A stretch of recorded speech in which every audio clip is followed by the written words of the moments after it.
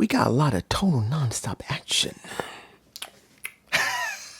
I had to use it. I'm sorry. God, yeah. Could you blame me? Could you blame me for using the total nonstop action TNA? It makes sense. In this show, all that we get was nonstop action. Now, I'm not saying it's all great action, but it is nonstop action that we had in this NXT. It had to be stated. It had to be stated. There was no other way to say it. So let me give it to you like this. Was this a good show? When you see it, you're going to say, it looked like they threw the entire kitchen sink in this episode. And to be honest, they did. Opening. What did we get? We literally got two kind of openings. The first match opening and the opening of what we saw on screen. And that was Ethan Page rolling up in a, well, I'm not saying that a Mustang don't look cool, but it still looks cool. Since they've stopped, as far as I know, the Mustangs have stopped being produced at this point. They're not producing anymore. But seeing one of those, it's kind of hard not to think about it. Yeah, I know Camaro's also looking like that as well, but let's make it clear. That was a Mustang. And it was kind of cool to see him roll up in it and pretty much going to be going into NXT trying to get a contract and getting one. And then we got the opening of the first match. Jordynne Grace versus, what is it? Stephanie? No, what is her name? Stefan? I think her name is Stefan. I could be wrong. It's been a while since I've seen a name like that. Stefan Turner. I could be wrong about the first name. Versus Jordynne Grace. Now, I'm not going to lie. I'm going like, really? You had the opening of the show with Jordynne. But I had to think about it as the match was going on, even though my own bias, because I am someone who reviews TNA. Let's make this clear. This may be an NXT show, but my bread and butter that I've done since practically the beginning of this, next to WWE, has been TNA. I've done TNA longer than I did Raw, SmackDown, or NXT. I've done more TNA shows and Impact shows than I've done them. Literally. I've stopped at one point doing Raw, and I stopped at one point doing SmackDown. I did a little bit of NXT. I didn't do any of it, and I did just pay-per-views for WWE. This is what I've done the longest. So seeing a knockout open an NXT match made me a little biased. I'm going like, why the fuck are you doing that there? But I had to think about it. As it stands right now, as much as people are still going goo goo gaga and going, ugh, I'm not being rude. They're marking out. I'm still being a realist here. We still do not know how far this collaboration is going to last. We don't know how far it's going to be. No matter what anybody below says, and I'm going to tell them the same thing I'm going to say here. You got no idea what you're talking about. You don't. Because again, this collaboration may be incredible for the fans, but will it really help TNA in the long run? As much as no one wants to hear it, we don't know. It may not help, particularly, and I'm saying this right now before I get started with this match, which wasn't that bad. We just lost 3 people in TNA. 3 people are gone from TNA in the last 2 weeks. 3. I'll probably do a Gump report on it in the next couple of days. But 3 people are gone from TNA. About to say NXT. TNA, they're gone. And as much as the collaboration sounds great, we didn't get anyone back. Or we didn't get anyone new to take their place. So 3 people are gone, and we're still doing this collaboration. Now, the match itself, when it came to Turner and Jordynne Grace, I got to admit, when you watch the match back, the person that looked off was Jordynne. But understand the reason why it was off. Not because she was just off because she was sloppy. It was off because Jordynne has never dealt with this woman before. And the other woman who basically, Turner is used to the situation because, let's make it clear, working in the performance center, she's probably dealt with more than a few people there, even though they're probably greener than she is or not as green as she is. So she, in a sense, has a little bit of an advantage compared to Jordynne Grace, even though Jordynne is a veteran and is very well-rounded. She's worked in multiple different companies over the years, not just Impact Wrestling. She's gone to, WXW. She's gone to, I believe she went to Stardom at one point, briefly. She's gone over to several other independent promotions. But due to the fact that this is on NXT and it is a different situation, she wasn't really balanced there. Not saying that she was starstruck. I wouldn't be surprised if she was, because this was her dream, to be in a WWE ring, and WWE, even if it was developmental. She had a big fun, it was a blast going in to Royal Rumble. But now she had a chance to do a real match on a WWE TKO WWE show. But it was a little sloppy. It was not about sloppy. It was off at first. But when it came to the middle and the end, it was much better. I do believe it was a little bit off at first. Now, I know there wasn't a lot of interaction at first. Within the first 2 minutes, that is where the sloppiness, you could say, happened. And either she decided, and this is just me, this is my only speculation, either she wanted to be a little bit more tamer because she wasn't sure that she wanted to go all out, or Turner herself tried to be more gentle, because that's the way it looked. It looked like one of them decided, okay, I'm not going to go too hard, because yes, I want to make a point, but I want to go so bad because I don't want to make someone look bad. It was like one of them was trying to make the other one look good, but then it was kind of like a confusing thing where which one wanted to do it the most. In the end, Jordynne won. And then we got the interaction in the back when she saw Michin, which was the former Jade, or Mia Yim, as I knew her as Jade, but also Mia Yim. It wasn't like she didn't know the girl, because she's wrestled her over the years before she went away, came back, and went away again. And the only person she didn't really, well, I'm not saying much, but let's make it clear. The one thing I wanted to see, that I was hoping to see, did not happen. That was Jordynne Grace face-to-face with Natalya. Now, maybe on X, we will see them together, but I was hoping that she run into Natalya on screen. Of course, she's already met Natalya. There's no way she hasn't spoken to Natalya by now. And I'm sure that's one of the people she's seen over the years and got inspiration from. There's no way she wouldn't. But I was kind of hoping for that. That was just me. But seeing that there was a lot of jabberjawing going along, seeing Soruka was interested in her, that she was a fan, and that Jordynne was a fan of Soruka, and she wanted to know that Soul Snatcher. That was a nice thing. Next, we got Thea Hale versus Jasmine Nix, and that was, it's kind of weird seeing without JC James since she's still recovering from nose surgery. But here's the thing. Seeing that she won the match, and this was due to the fact of the interaction from Riley and Duke Hudson not wanting to deal with a... This is where it's getting a little confusing. Are we going to have Duke Hudson and Riley Osborne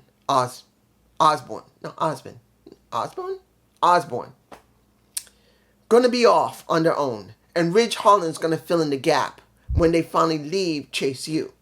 If that's what they're doing, it kind of makes some sense, because they've been with Chase U for so long, and Duke Hudson's been there so long, his character's become quite stale. Now, when it comes to Riley, he hadn't been there that long, but he had been there long enough to develop, but then not develop, because they never went anywhere when it came to him and Thea. So at this point, they're not doing anything with him and Thea. They're not trying to say that Thea's trying to have a relationship with him and her where they could build something into it, like what happened, what's going on with Dominic and let's make it clear, with the Liv Morgan, the Harley Quinn of TKO WWE. Yes, I had watched Raw. I know she was touching all this. She's touching like, and yes, and he liked it. Let's make it clear. This is an interesting story that's going on between the two. We're not going to get that from them because they dropped it. We don't know what's going to happen. But at least we know maybe they are going to finally pull them away from each other, chase you. And when it comes to Riley and Duke, they're finally going to let them be off on their own as a tag team.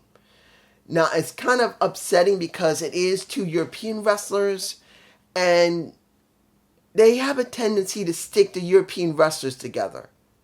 Like they'll stick the black wrestlers together, or they stick the Mexican wrestlers together. It's a stereotype. Let's make it clear. In pro wrestling, they tend to do that. Not just TKO, WWE. TNA has done it. AEW has done it. New Japan Pro Wrestling, I'm sure, has done it. As well as NWA has done it. Everyone has done it. It's not something I really am fond of. But it is what it is. Let's move on. Next, the Heritage Cup. Damon Kemp versus Tony D'Angelo. Now, I missed the first match, but I do know that Tony did win. I don't know how he won. The second and third match was a draw, but the second, the third, but the fourth match is when Tony won.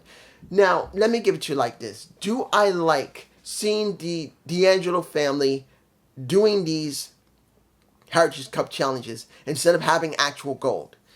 Well, if there's storylines that's interfering with that, then it's the best thing they can do until they have something they can work with. So Tony, he can't go after the North American Championship right now. He can't go after the World Championship right now. There's no lower tier title other than the Heritage Cup, which is the lowest tier title. So if that's all they got for him, and for the family at this moment, okay. That's understandable. At least he does have something that has some prestige behind it. It was done in Europe. They've done it for 70, 80 years easily. So it's not something that hasn't been known. Our version of it, because I'm sure the Heritage Cup is still being done in Europe, still being done in England. They basically started it up again. So I doubt WWE is exclusive for it. So it is what we got. Next, Natalya versus Izzy Dane. Now, supposedly Petrovic got injured during a live event, so she could not wrestle. So we did get this match. Now, let me give it to you like this. Is Izzy Dane a good wrestler? No. Is she a bad wrestler? No. But does she feel like she needs work? Yes, she does. Because when you see how Natalya had to compensate a lot for Izzy Dane, trying to get in a position that can help her do her work, letting her grab her and do what's needed to try and get her over, which, of course, it didn't do that well. She just didn't get as far as she wanted to. Now, of course, Natalya won this, but then you wonder where they're going to talk about there needs to be a change. And since they did include a Sonya Deville, who is now back, who's working on Raw, and now taking into account what Natalya had said, it's a big question where they're going to go with that. And I know people want to say, dude, it's TNA. We don't know. As I've said, it would have been better if there was going to be some type of interaction with TNA that Jordynne Grace had interacted with Natalya in the back. We did not get that. We got Soruka, we got Michin, we got Miss Parker. That's it. Well, of course, we also did get a little bit of the crazy one and a Tatum Paxley, and yes, they maybe they'll do something with Ariana Grace. I'm not saying that's a good thing, but there was no Natalya. So as much as you want to say Natalya's going, it's going to be Natalya. Or you say, let's hope it's not Natalya because she's garbage, even though she has the most women's matches on record. That's the reason why she's in the Guinness Book of World Records. She's got more matches officially that is known nationally, internationally than anybody else. There you go. Last but not least, for the final match. That is the 6-woman tag. We had the little sit-down talk with the Booker T with all the but let me give it to you like this. Was everyone there sounding good? So Ruka sounded somewhat alright. Miss Parker, second best talker there. Henley, she did sound the smoothest, but she didn't sound like the best. When it came down to Michin, she sounded the best. She did. But also, Last Legend sounded the best.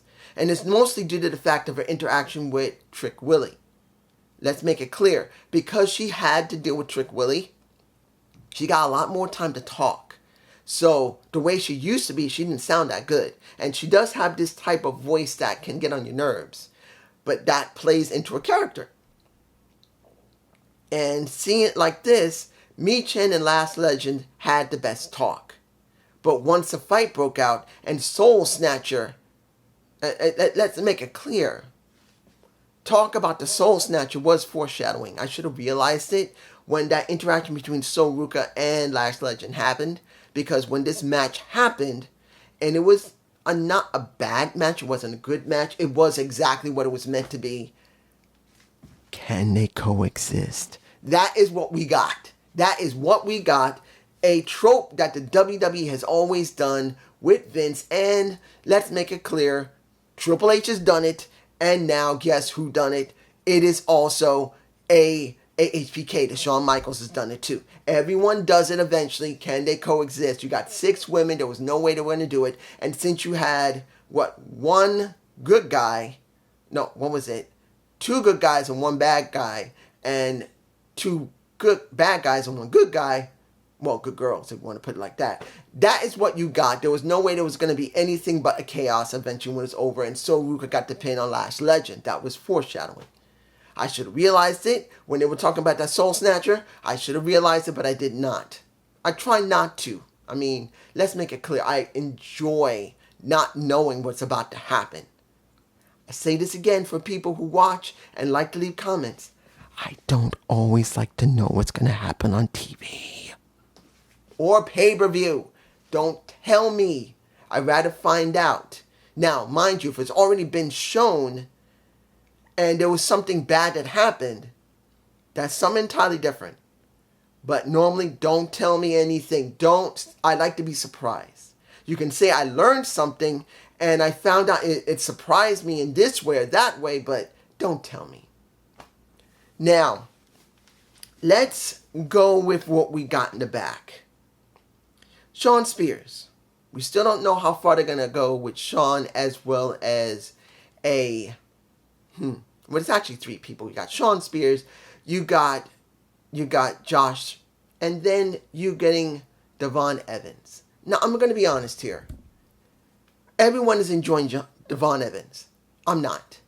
Because the way I see him right now, I don't see anything different compared to any high flyer that they got on the roster. As much as he flies around, I haven't seen any personality from him. I'm sorry. You can say, dude, you need to see his business online. I'm not doing that.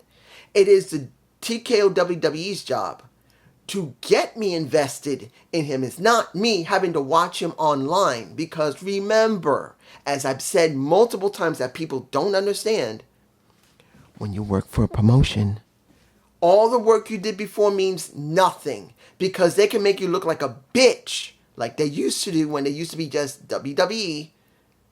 And they are the ones who must convince you that this person means something. Going by what they went before means nothing once they get into a promotion like TKO WWE. It means nothing. So do not think I'm going to get interested from his work he's done in the last, 2, 3, or 4 years, counting on how long he's been wrestling. It means crap to me. They got to convince me to care about him because they haven't done it yet. But it is still early days, and I'm not too surprised. I'm not interested yet. Now, let me give you like this when it comes to Gallus. And when they're trying to set up for Obafemi and Wesley. Am I interested in Gallus trying to say they're going to be dominating? No. Am I interested in Obafemi talking? No. Now, mind you, he's gotten a bit better since he's been talking a lot lately. He is still doing the accent. He's still, not counting if he doesn't really have an actual accent, but he is trying to really relay that he is a leader, a king, and his kingdom is pretty much the fans. So he has improved, but he's still not interested in me. It's Wesley that's interesting me. Seeing how they're setting up Wesley, how Wesley is coming back from injury, and how they're developing him is going to be the big question. Because let's make this clear. Wes has been on the roster for a while. When Zachary Wentz left due to the fact his ex-wife, who kind of reminds me of my ex-wife at one point because she was a bit unstable. And pretty much when it comes to Kimberly, she is unstable because she's considered, they used to call it bipolarism, but now she's multiple personalities. I believe that's what they call it now. But he had to leave him alone. And Wes had to build himself on his own, and he did. His ring work, as well as his character development.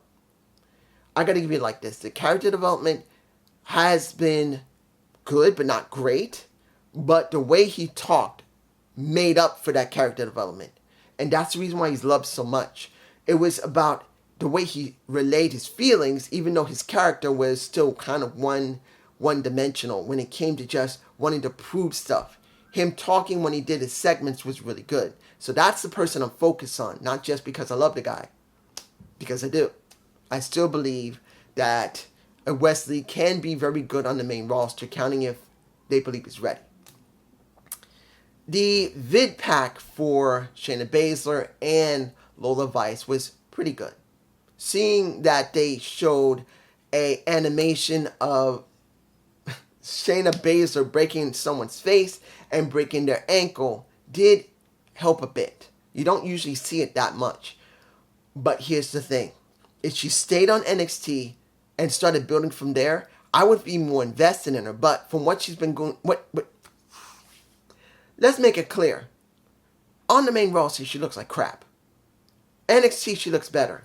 And I'd rather see her stay on NXT for a while and rebuild herself and bring her back to the main roster, because jumping back and forth is not doing it for me. I'm just not invested. It doesn't really matter if she wins or not. If she only stayed on NXT, I'd be more invested. And understand, I really do like Shayna Baszler.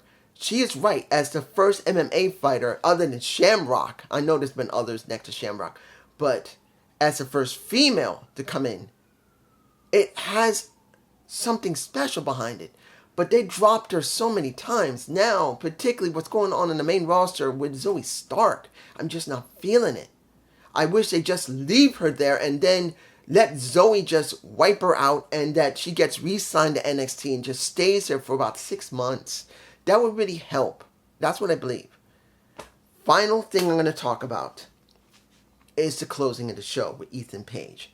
Now, I don't know if Ethan really is signed. They say he's going to be signed, that he is signed.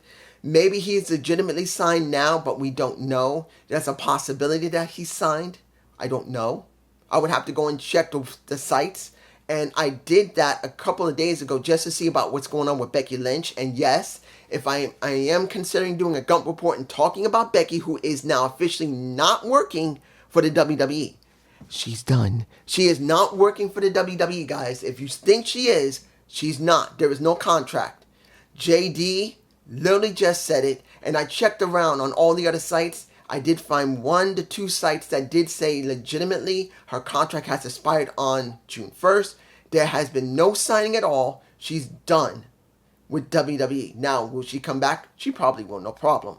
But she has no contract. She can go anywhere. She can go to TNA, NWA, MLW, AEW, New Japan Pro Wrestling, New Japan Pro Strong, Stardom, Shimmer, whatever she wants. Or she can just stay home with her husband who's still recovering from his surgery and be with the daughter and him at the same time. That's a good possibility. And I do believe JD is correct in that. But there is still a possibility she may not do that. And she may work for a little bit, like what happened with Trinity. May work one of the other promotions for a couple of months, and then when she's ready, go back to WWE, well, TKO WWE, because she will try to negotiate a new contract with a lot more perks than what she has now. That's just me. But let me give it to you like this. The closing of the show with Ethan Page. You can tell how polished he is the way he's talking. Compared to Trick. Trick is good. He's a good talker. That's one of the things that has made Trick very popular. I said this when I first realized when they had that Halloween special. The first one I believe they did together. When Carmelo was I believe he was North American champion. And when he's trying to get that title back from, who was the one who grabbed it from him? I think it was, who was the one who grabbed it from him? Either it was, I can't remember who it was. It might have been Johnny Gargano, or it could have been Dexter Lumis, I believe. You can tell me below, I could be wrong. But as I said, I knew Trick needed to break away from Carmelo Hayes because he was nearing the point of being very polished. And literally, he needed to go off on his own. He just needed to start building himself, because I saw that he had great charisma and a great look, but I didn't know how well he worked in the ring. He needed to prove it, which he did. And when you see him talk, he has that down pretty damn well. He's got the fans behind him. But when you see Ethan is a very good talker, and he made it very clear that he and Trick, they're both pretty much the same. He saw what happened with him and Carmelo Hayes, and he said, look, me and you are the same. You were in someone's shadow. I've been in there hundreds of times. I've been around the block multiple times. And pretty much, I'm telling you right now, you and I are the same. You broke away. You finally proved yourself, and look where you are now. That's the only thing I did. This was not personal. When I banged you into Lash, this was not meant to be personal. It's just me trying to break out, and this is what I want. And the position that you're in, you got a target on your back, but you got the recognition and you got the clout with that title. He doesn't say it directly like that, but he wants that spotlight. He craves it. And it makes sense. That is Ethan Page's MO. He was like that in TNA, well, Impact Wrestling. He was also like that in AEW, so there's nothing wrong with it. He's following with his current asshole-like style of heel work, and there's nothing wrong with it. And I gotta say this, during his talk with Ava, and I gotta say this about Ava because I haven't talked about Ava because I didn't need to. As I said 100% when she first started, she didn't feel like a general manager. She still felt like an errand girl for HBK. She just did. I thought maybe if she changed her ring attire at one point, it would look better. And she did. She did change it to a certain extent for someone who's a millennial. Now, I didn't agree with it, but as I said, more than a few times, she's got a lot of work ahead of her. She's got to convince people that she can be a good general manager. And at this point in her development, for all the time she had to be on TV, she's improved quite a good amount. Is she a perfect general manager? No. But from the moment she had when she had to deal with crisis situations, she's improved quite a lot compared to the way it was in the beginning, a couple of months, more than a few months ago when she first became general manager. So I will tell you, Ava has improved. But like I said, months upon months ago, there's a reason why she's doing that. Nick Aldis, if he can recover from the injury he had because he was working on exercise, I do believe Nick Aldis will eventually go back to being a wrestler again, and Ava will be called up to take over for SmackDown. That's what I believe is going to happen, and I do believe still there is no surprising me. If they call her to SmackDown, I will not be surprised, because eventually I do believe that Nick Aldis will stop being a general manager and he will wrestle for a while. I do believe that, but that's just me. And the ending of this, seeing that Trick begged Ava to let him sign the contract, and she let him, and she didn't want to sign the contract because of the stipulations she wanted in. Next to all the money he wanted in whatever other spots he wanted a title match. And Trick just said, look, me and you started this together. We have been around for a minute. We started this, but I'm going to finish it. I'm going to teach this boy that you don't come in our house and think you can just take it over. I don't care. You're going to be taught a lesson. And there was no fight, which was nice. Ethan threw out the table to make sure no one goes through a table. This was all business. And I enjoyed that segment because it wasn't like the standard generic segments we always get from either the main roster or sometimes NXT. This was different. There was no going through a table. There was no fighting. Practically everywhere we watched there was fighting. Look, the tag champions got attacked by OC. We got a fight that happened that caused a 6-woman tag. It just needed to happen. But this is just me. Peace.